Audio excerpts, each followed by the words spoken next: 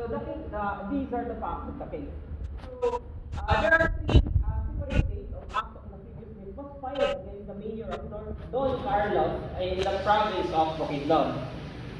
The investigation under the respondent governor of the province of Bukidnon, in which the latter interpreted the request as a formal letter of complaint against the herein petitioner mayor of the same municipality.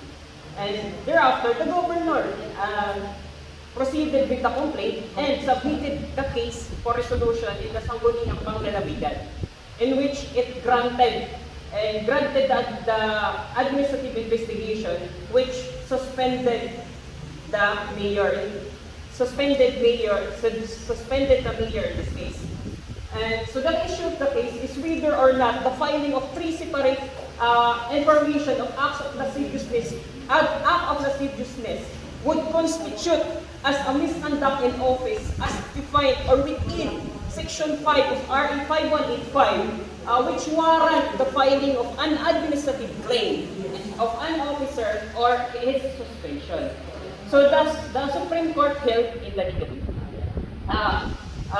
in series of cases decided by the Supreme Court, it held that there are two types in which an officer may be dismissed or suspended under the misconduct of office. First are those acts or conducts that relates or it has a relation in the discharge or the performance of his duties, such as the neglect of duty, operations, honesty, and other acts of maladministration. And the second one are those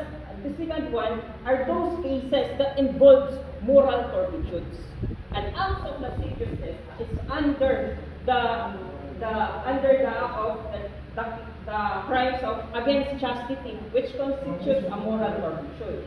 But before the governor or Sangguniang Panglalawigan proceed with an administrative claim or administrative action against the hearing officials or elected officials, there must be first a final conviction of judgment against that officer before the same governor may file an administrative claim, because it is considered as a condition precedent before filing an administrative claim. Here in this case, the three separate cases of acts of lasciviousness were dismissed by the RTC, and hence the condition precedent was never been made.